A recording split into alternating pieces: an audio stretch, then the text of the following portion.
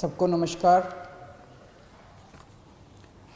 अभी कुछ दिन पहले एक व्यक्ति मेरे पास आया और उसने मुझे बताया कि वो एक प्राइवेट हॉस्पिटल में गया। उस प्राइवेट हॉस्पिटल में उसने पूछा कि उसे कोरोना की बीमारी है, कोरोना का बेड चाहिए। पहले उन्होंने मना कर दिया। जब वो बहुत गिड़गिड़ाया तो उन्होंने कहा 2 लाख रुपए लगेंगे। मुझे विश्वास नहीं हुआ। अभी कुछ दिन पहले फिर एक दिन एक टीवी प्रोग्राम पे, लाइव टीवी प्रोग्राम के ऊपर एंकर ने एक हॉस्पिटल को फ़ोन किया। हॉस्पिटल से पूछा जी कोरोना का मरीज है हमारे फैमिली में, हमें बेड चाहिए। हॉस्पिटल ने मना कर दिया। जब वो गिड़गिड़ाया तो हॉस्पिटल ने लाइव प्रोग्राम के अंदर कहा दूसरी तरफ से कि 8 लाख रुपए दे दो, बेड का इंतजाम हो जाएगा। मैं ये नहीं कह रहा कि सारे प्राइवेट हॉस्पिटल खराब हैं। दिल्ली की स्वास्थ्य सेवा के अंदर प्राइवेट हॉस्पिटल्स ने बहुत अहम भूमिका निभाई है। दिल्ली के लोग प्राइवेट हॉस्पिटल्स के इस कंट्रीब्यूशन को सलाम करते हैं। लेकिन कुछ चंद प्राइवेट हॉस्पिटल्स हैं जो इस महामारी के दौरान भी इस तरह की गलत हरकतें कर रहे हैं। पहले कहते हैं बेड्स नहीं है, और जब और इंसिस्ट करो तो कहते हैं 2 लाख रुपए दे दो, 5 लाख रुपए दे दो, 8 लाख रुपए दे दो। इसको बेड्स की ब्लैक मार्केटिंग नहीं कहेंगे तो और क्या कहेंगे। तो ट्यूसडे को, मंगलवार को, पिछले हफ्ते मंगलवार को हम लोगों ने एक ऐप लॉन्च किया। हमने कहा ये ब्लैक मार्केटिंग क्यों होती है, क्योंकि जनता को पता ही नहीं कि इस अस्पताल में कितने बेड खाली हैं, कितने बेड भर गए। तो वो अपने हिसाब से ब्लैक मार्केटिंग कर रहा है। वो जो भी 2-4 कर रहे हैं, सारे नहीं कर रहे, सारे बहुत अच्छे हैं। फिर से मैं कह दूं कि सारे प्राइवेट हॉस्पिटल्स बहुत अच्छे हैं, 2-4 हैं जो बदमाश हैं। अगर हम इसको, हमने ये सोचा अगर हम इसको सारी जानकारी को ट्रांसपेरेंट कर दें, अगर हम जनता को बता दें कि भाई इस अस्पताल में इतने टोटल बेड हैं, इतने खाली हैं, इतने वेंटिलेटर हैं, इतने खाली हैं, तो जनता को सब पता चल जाएगा। फिर तो कोई गड़बड़ नहीं कर सकेगा। और पिछले मंगलवार को हम लोगों ने ये ऐप लॉन्च करके दिल्ली सरकार का, और सारे अस्पतालों की लिस्ट डाल दी कि किस अस्पताल में कितने बेड है, कितने खाली हैं। और फिर तो जो बवाल हुआ, मतलब ऐसे टूट के पड़े कई लोग इसके ऊपर, जैसे हमने कोई गुनाह कर दिया, जैसे हमने ये इंफॉर्मेशन डाल के गड़बड़ कर दी। अब लोगों को पता है कि इस अस्पताल का ये लिखा हुआ है, इसके अंदर 20 बेड हैं, खाली हैं 20 बेड, लेकिन ये बेड नहीं दे रहा। जब उसके पास जाओ तो कहता बेड नहीं है, झूठ बोल रहा है। 2 चीजें, इस बेड को अपडेट हम तो कर नहीं रहे, इन्हीं सबको हम लोगों ने पासवर्ड दिया हुआ है। तो उस ऐप के ऊपर अस्पताल खुद अपडेट कर रहा है कि मेरे इतने बेड खाली हैं, और फिर कहता है बेड नहीं है। तो दोस्तों, इसको तोड़ने में ये जो कुछ लोगों ने, चंद लोगों ने माफिया बनाया हुआ था, इसको तोड़ने में थोड़ा समय लग रहा है। ये पूरे के पूरे एकदम से रिएक्ट कर रहे हैं। कुछ इनमें कुछ चंद अस्पताल दिल्ली के इतने पावरफुल हो गए हैं, सभी पार्टियों के अंदर उनका पहुंच है, ऊपर तक पहुंच है।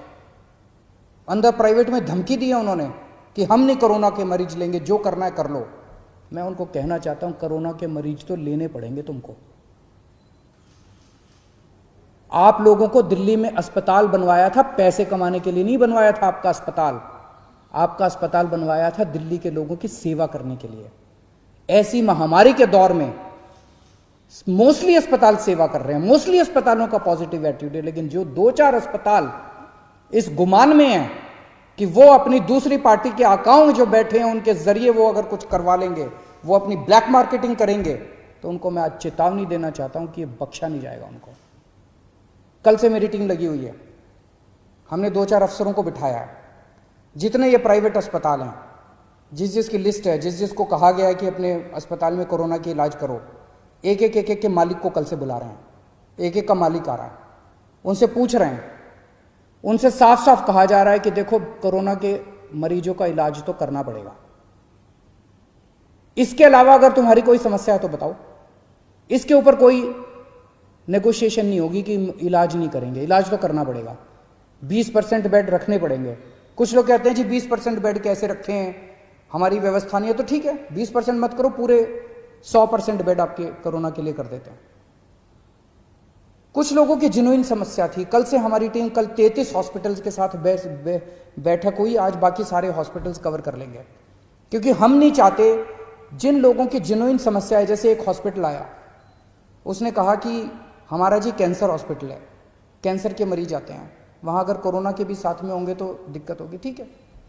तो उन्होंने कहा जी हमारा एक और हॉस्पिटल है जो जनरल है, हम उसमें 40% कर देते हैं, 20% की बजाय इधर का कोटा उधर कर देते हैं। बहुत अच्छी बात है, हमने उनकी बात मान ली। इसी तरह से किसी की कुछ और छोटी मोटी समस्या थी, किसी की और समस्या थी, सबकी समस्याओं का समाधान कर रहे हैं। बस एक ही चीज नॉन नेगोशिएबल है, हमारे दिल्ली के लोगों का इलाज करना पड़ेगा, कोरोना के मरीजों का इलाज करना पड़ेगा, इस पे कोई नेगोशिएशन नहीं होगी। दूसरी चीज ये कर रहे हैं, मुझे कुछ दिन का समय दीजिए, इसके ऊपर मैं मानता हूं कि पहली बार इस तरह से कोई ऐप देश के अंदर नहीं दुनिया के अंदर पहली बार बना है, जो हर अस्पताल के बेड और वेंटिलेटर का डेटा इस तरह से ट्रांसपेरेंट कर रहा है, जनता को बता रहा है, और जनता जाके डिमांड कर रही है। मुझे बड़ी खुशी है कि सारे टीवी चैनल वाले, सारे अखबार वाले फोन कर करके एक अस्पताल की रोज रिपोर्ट ले रहे हैं, कह रहे हैं इस अस्पताल को फोन किया उसने मना कर दिया, इस अस्पताल को फोन किया उसने मना कर दिया। लेकिन इसका कुछ थोड़ा बहुत फायदा भी हुआ है। ट्यूसडे को जब हमने इसको लॉन्च किया था, दिल्ली में सारे अस्पतालों को मिला के 2800 मरीज थे, और उसमें मैक्सिमम दिल्ली सरकार के अस्पतालों में थे। आज दिल्ली के 3900 मरीज हैं, 3900 मरीज हैं, 1100 मरीज ऐड हुए हैं मोस्टली प्राइवेट हॉस्पिटल्स के अंदर। वो इसी वजह से लोग, क्योंकि लोग अब इस जानकारी से सशक्त हो गए हैं और लोग जाके मांग रहे हैं। मैं फिर भी डिमांड करता हूँ, कुछ लोगों को तकलीफ आ रही है, मैं देखता रहता हूँ वीडियो, कुछ लोगों ने कहा कि मैं इस अस्पताल में गया, इस अस्पताल में गया, ऐप के ऊपर लिखा हुआ था। मैं आपकी जानकारी के लिए बता दूं, ये उन कुछ चंद अस्पतालों की बदमाशी है। कुछ दिन दीजिए मेरे को, अगर ये अस्पताल नहीं माने तो फिर हम सख्त कार्रवाई करने से बिल्कुल नहीं हिचकिचाएंगे। लेकिन मैं सभी अस्पतालों को बोल दूं कि आपको कोरोना के मरीजों की जांच तो करनी पड़ेगी। इसके साथ साथ एक और हम एक्सरसाइज कर रहे हैं कि दिल्ली सरकार का एक मेडिकल प्रोफेशनल दिल्ली सरकार की तरफ से हर प्राइवेट अस्पताल के रिसेप्शन पे बैठेगा, और वो हमें जानकारी देगा कि कितने बेड इसके अंदर भर गए और कितने खाली हैं। अगर कोई जाएगा तो वो इंश्योर करेगा कि उसको एडमिशन मिले। तो अब वो फॉल्स रिफ्यूजल जो है, जो अस्पताल बेड होते हुए भी मना करते हैं, जो चंद अस्पताल अगर बेड्स की ब्लैक मार्केटिंग करते हैं, ये धंधा बंद करेंगे अब दिल्ली के अंदर। एक दिक्कत जो कुछ लोगों ने मुझे बताई कि अगर कोई पेशेंट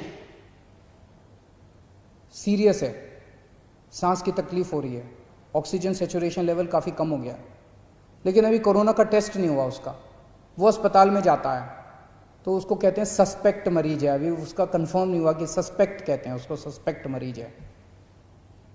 ऐसे अस्पताल को कोई लेने को मना कर दे, ऐसे मरीज को सारे अस्पताल लेने को मना कर देते हैं, कहते हैं पहले जाके टेस्ट करा के आ। कहां से टेस्ट करा के आएगा? अरे तुम ही तो टेस्ट करोगे, वो कहां से जाके टेस्ट करा के आएगा? तो आज हम ऑर्डर निकाल रहे हैं कि किसी भी सस्पेक्ट मरीज को कोई भी अस्पताल मना नहीं करेगा। अगर कोई मरीज आता है वो सस्पेक्ट है तो उसको मान लो कि वो कोरोना का मरीज है और उसके शुरू कर दो, क्योंकि कोरोना की अलग से दवाई तो है नहीं। अगर वो कोरोना का मरीज है तो पीपी किट पहनना है तो पीपी किट पहन के उसका इलाज शुरू कर दो, उसको ऑक्सीजन तो दे दो, उसको बचा तो लो, उसकी जान तो बचा लो। तो आज हम ऑर्डर पास कर रहे हैं, ऑर्डर की किसी भी सस्पेक्ट मरीज को मना नहीं किया जाएगा और अस्पताल उसका टेस्ट कराएगा, और टेस्टिंग के बाद अगर कोरोना आ जाता है तो अकॉर्डिंगली काम करेंगे, कोरोना नहीं आता है तो उसको नॉन कोरोना वार्ड में शिफ्ट कर दिया जाएगा। कुछ लोगों ने मुझे कहा कि उन लोगों को कल से मीडिया के अंदर कुछ चल रहा था कि हमने कुछ चंद दिल्ली में टेस्टिंग बंद हो गई है, टेस्टिंग बंद हो गई है, टेस्टिंग बंद हो गई है। आज 5300 सैंपल्स आए हैं टेस्टिंग, 5300 सैंपल्स की टेस्टिंग हुई जो आज का डेटा है। तो टेस्ट बंद नहीं हुए हैं। दिल्ली में 42 लैब्स, 42 लैब्स सरकारी और प्राइवेट दोनों मिला के टेस्ट करती हैं। उनमें से 6 लैब ऐसी थी जो बदमाशी कर रही थी, ठीक से काम नहीं कर रही थी। उनके खिलाफ एक्शन लेना चाहिए, नहीं लेना चाहिए? उनके खिलाफ एक्शन लिया हम लोगों ने। 36 लैब अभी भी काम कर रही थी, उन 6 के खिलाफ एक्शन लिया है। 36 लैब अभी भी काम कर रही हैं। तो उनको बचाने की क्यों कोशिश की जा रही है जो लैब गलत काम कर रही हैं? तो उन 6 लैब के खिलाफ एक्शन लिया है, 36 लैब अभी भी काम कर रही है, पूरे सैंपल उठ रहे हैं। अगर आपको अपना टेस्ट कराना है, कुछ लोग मुझसे पूछते हैं हम कहां जाएं अगर टेस्ट कराना है। सभी सरकारी अस्पतालों के, दिल्ली सरकार के और कई सारे प्राइवेट हॉस्पिटल्स ने भी फ्लू क्लिनिक बनाए हुए हैं। आप किसी भी सरकारी हॉस्पिटल के या प्राइवेट हॉस्पिटल के फ्लू क्लिनिक में चले जाइए, वहां पे टेस्ट होता है। दिल्ली सरकार के 17 कोविड टेस्टिंग सेंटर्स हैं पूरी दिल्ली में, आप वहां चले जाइए, वहां टेस्ट होता है। और इन 36 में से जितनी प्राइवेट लैब्स हैं, वो प्राइवेट लैब्स अपने खुद के, आप सीधे प्राइवेट लैब से संपर्क कर सकते हैं, वहां भी टेस्ट होता है। लेकिन मेरी आपसे एक गुजारिश है, हम जितनी भी टेस्टिंग की, आज सबसे ज्यादा टेस्ट पूरे देश में केवल दिल्ली में हो रहे हैं, सबसे ज्यादा टेस्ट। और इतने टेस्ट हो रहे हैं कि जो सेकंड है हमसे बहुत दूर है। सबसे ज्यादा टेस्ट दिल्ली में हो रहा है। लेकिन जितनी भी टेस्टिंग कैपेसिटी कर लें, कमी है, लिमिटेड है। अभी हमारी इस टाइम सबसे बड़ी प्रायोरिटी केवल और केवल लोगों की जान बचाना है। माइल्ड केसेस हैं, एसिम्टोमेटिक केसेस हैं, वो तो ठीक हो ही जाएंगे। कोरोना आया चला जाएगा, जैसे बुखार आता है चला जाता है। जो सीरियस केस हो जाते हैं, जिनका ऑक्सीजन सैचुरेशन लेवल गिर जाता है, रेस्पिरेटरी रेट बढ़ जाता है, उनको बचाना हमारा मकसद है। अगर सभी एसिम्टोमेटिक लोग अपने टेस्ट कराने पहुंच जाएंगे तो सिस्टम कोलैप्स कर जाएगा हमारा। लोगों के मन में दहशत है, इस दहशत को निकालना पड़ेगा। लोग डरे हुए हैं और इस डर की वजह से सब चाहते हैं कि मैं भी टेस्ट करा लूं, मैं भी टेस्ट करा लूं, मैं भी टेस्ट करा लूं। दिल्ली की 2 करोड़ जनसंख्या है। अगर हर रोज 10,000 एसिम्टोमेटिक लोग टेस्ट कराने पहुंच गए तो हमारी लैब तो कम पड़ जाएंगी ना, कितनी भी टेस्टिंग की कैपेसिटी बना ले हम।